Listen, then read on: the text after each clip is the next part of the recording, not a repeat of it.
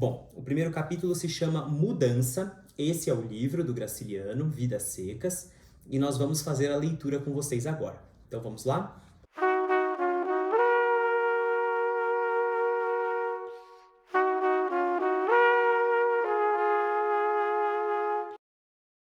Primeiro capítulo, Mudança. Na planície avermelhada, os juazeiros alargavam 2 manchas verdes. Os infelizes tinham caminhado o dia inteiro. Estavam cansados e famintos. Ordinariamente andavam pouco, mas como haviam repousado bastante na areia do rio seco, a viagem progredira bem 3 léguas. Fazia horas que procuravam uma sombra. A folhagem dos juazeiros apareceu longe, através dos galhos pelados da caatinga rala. Arrastaram-se para lá devagar, sem a Vitória com o filho mais novo escanchado no quarto e o baú de folha na cabeça. Fabiano, sombrio, cambaio, o aió a tiracolo, a cuia pendurada numa correia presa ao cinturão, a espingarda de pederneira no ombro. O menino mais velho e a cachorra-baleia iam atrás. Os juazeiros aproximaram-se, recuaram, sumiram-se. O menino mais velho pôs-se a chorar. Sentou-se no chão. "Anda, condenado do diabo!" gritou-lhe o pai. Não obtendo resultado, fustigou-o com a bainha da faca de ponta. Mas o pequeno esperneou acuado, depois sossegou, deitou-se, fechou os olhos. Fabiano ainda lhe deu umas pancadas e esperou que ele levantasse. Como isso não acontecesse, espiou os 4 cantos zangados, praguejando baixo. A caatinga estendia-se de um vermelho indeciso, salpicado de manchas brancas que eram ossadas. O vôo negro dos urubus fazia círculos bem altos em redor dos bichos moribundos. "Anda, excomungado!" Excomungado! O pirralho não se mexeu. E Fabiano desejou matá-lo. Tinha um coração grosso, queria responsabilizar alguém pela sua desgraça. A seca parecia-lhe como um fato necessário, e a obstinação da criança irritava-o.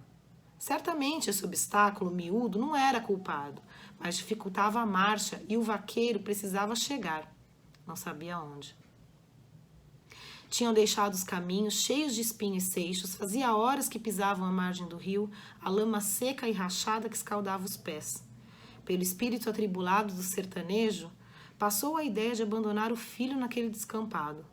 Pensou nos urubus, nas ossadas, coçou a barba ruiva e suja, e resoluto examinou os arredores.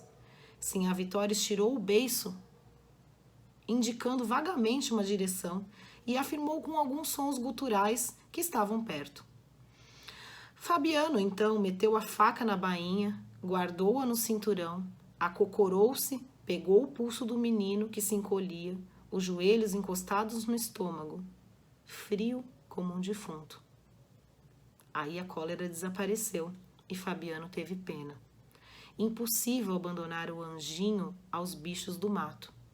Entregou a espingarda assim à Vitória, pôs o filho no cangote, levantou-se, agarrou os bracinhos que lhe caíam sobre o peito, moles, finos como cambitos. Sinhá Vitória aprovou esse arranjo, lançou de novo a interjeição gutural, designou os juazeiros invisíveis. E a viagem prosseguiu, mais lenta, mais arrastada, num silêncio grande. Ausente do companheiro, a cachorra-baleia tomou a frente do grupo. Arqueada, as costelas à mostra, corria ofegando, a língua fora da boca. E de quando em quando se detinha, esperando as pessoas que se retardavam. Ainda na véspera eram 6 viventes, contando com o papagaio. Coitado, morrera na areia do rio, onde haviam descansado, à beira de uma poça. A fome apertara demais, os retirantes... Vamos de novo essa parte. Ainda na véspera eram 6 viventes, contando com o papagaio. Coitado, morrera na areia do rio, onde haviam descansado à beira de uma poça. A fome apertara demais os retirantes, e por ali não existia sinal de comida. Baleia jantara aos pés, a cabeça, os ossos do amigo, e não guardava lembrança disto. Agora, enquanto parava, dirigia as pupilas brilhantes aos objetos familiares. Estranhava não ver sobre o baú de folha a gaiola pequena onde a ave se equilibrava mal. Fabiano também às vezes sentia falta dela, mas logo a recordação chegava. Tinha andado a procurar raízes à toa. O resto de farinha acabara. Não se havia um berro de res perdida na caatinga. Sinhá Vitória, queimando o assento no chão, as mãos cruzadas segurando os joelhos ossudos, pensava em acontecimentos antigos que não se relacionavam. Festas de casamento, vaquejadas, novenas, tudo numa confusão. Despertara a um grito áspero, vira de perto a realidade e o papagaio, que andava furioso, com os pés apalhetados, numa atitude ridícula. Resolvera de supetão aproveitá-lo como alimento e justificara-se declarando a si mesma que ele era mudo e inútil. Não podia deixar de ser mudo. Ordinariamente, a família falava pouco. E depois daquele desastre, viviam todos calados. Raramente soltavam palavras curtas. O louro aboiava, tangendo um gado inexistente, e latia, arremedando a cachorra. As manchas dos juazeiros tornaram a aparecer. Fabiano aligerou o passo, esqueceu a fome, a canseira e os ferimentos. As alpercatas dele estavam gastas nos saltos, e a embira tinha-lhe aberto entre os dedos rachaduras muito dolorosas. Os calcanhares duros como cascos gretavam-se e sangravam. Num cotovelo de caminho, avistou um canto de cerca, encheu-o de esperança de achar comida. Sentiu o desejo de cantar. A voz saiu-lhe rouca, medonha. Calou-se para não estragar a força. Deixaram a margem do rio, acompanharam a seca, subiram uma ladeira, chegaram aos juazeiros. Fazia tempo que não viam sombra. Sinhá Vitória acomodou os filhos, que arriaram como trouxas, cobriu-os como lambos. O menino mais velho, passada a vertigem que o derrubara, encolhido sobre folhas secas, a cabeça encostada a uma raiz, adormecia e acordava. E quando abria os olhos, distinguia vagamente um monte próximo, algumas pedras, um carro de bois. A cachorra-baleia foi enroscar-se junto dele. Estavam no pátio de uma fazenda sem vida, o curral deserto, o chiqueiro das cabras arruinado e também deserto, a casa do vaqueiro fechada, tudo anunciava abandono. Certamente o gado se finara e os moradores tinham fugido. Fabiano procurou em vão perceber um toque de chocalho. Avizinhou-se da casa, bateu, tentou forçar a porta. Encontrando resistência, penetrou num cercadinho cheio de plantas mortas, rodeou a tapeira, alcançou o terreiro do fundo, viu um barreiro vazio, um bosque de catingueiras murchas, um pé de turco e o prolongamento da cerca do curral. Trepou-se no mourão do canto, examinou a caatinga, onde avultavam as ossadas e o negrume dos urubus. Desceu, empurrou a porta da cozinha. Voltou desanimado, ficou um instante no copiar, fazendo tensão de hospedar ali a família. Mas chegando aos juazeiros, encontrou os meninos adormecidos e não quis acordá-los. Foi apanhar gravetos, trouxe do chiqueiro das cabras uma braçada de madeira meio ruída pelo cupim, arrancou touceiras da macambira, arrumou tudo para a fogueira. Neste ponto, Baleia arrebitou as orelhas. Arregaçou as ventas, sentiu o cheiro de preás. Farejou 1 minuto, localizou-os no morro próximo e saiu correndo. Fabiano seguiu-a com a vista e espantou-se. Uma sombra passava por cima do monte. Tocou o braço da mulher, apontou o céu e ficaram os dois algum tempo aguentando a claridade do sol. Enxugaram as lágrimas, foram agachar-se perto dos filhos, suspirando. Conversaram-se encolhidos, temendo que a nuvem se tivesse desfeito, vencida pelo azul terrível, aquele azul que deslumbrava e endoidecia a gente. Entrava dia e saía dia. As noites cobriam a terra de chofre. A tampa anilada baixava, escurecia, quebrada apenas pelas vermelhidões do poente. Miudinhos perdidos no deserto queimado, os fugitivos agarravam-se, somaram as suas desgraças e os seus pavores.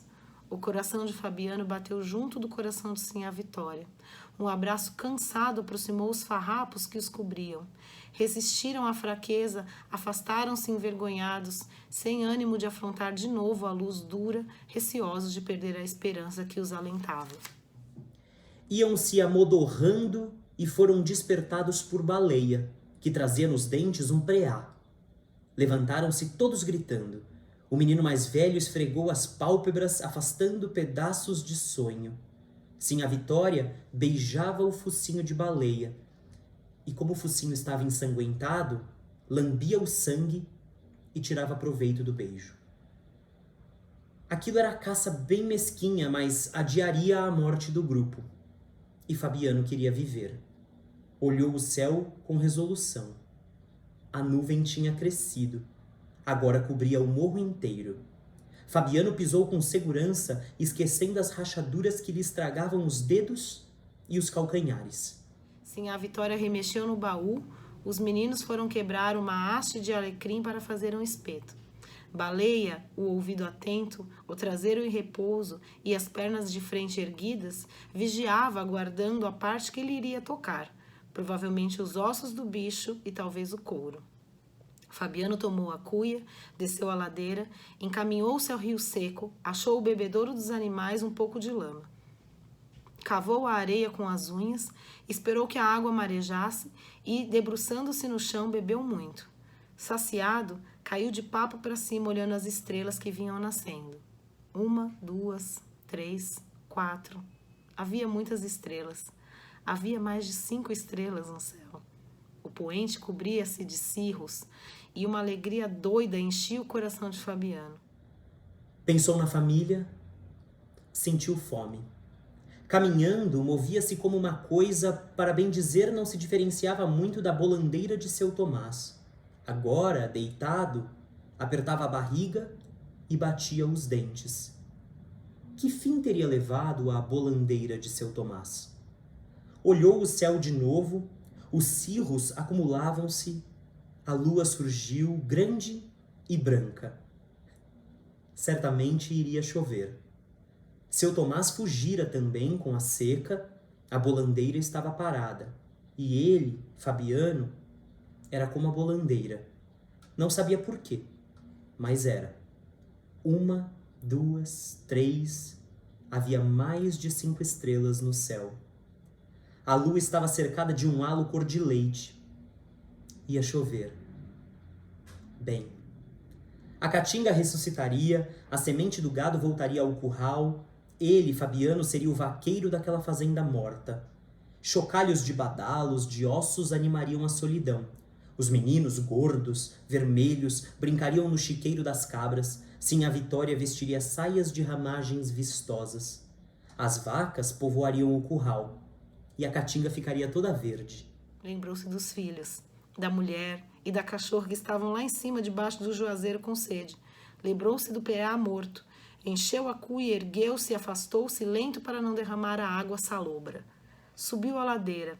A aragem morta acudia os xique-xiques e os mandacarus. Uma palpitação nova. Sentiu um arrepio na caatinga, uma ressurreição de garranchos e folhas secas. Chegou, pôs a cuia no chão, escorou com pedras, matou a sede da família. Em seguida, acocorou-se, remexeu o aió, tirou o fuzil, acendeu as raízes de macambira, soprou-as, inchando as bochechas cavadas. Uma labareda tremeu, elevou-se, tingiu-lhe o rosto queimado, a barba ruiva, os olhos azuis. Minutos depois, o preá torcia-se e chiava no espeto de alecrim. Eram todos felizes.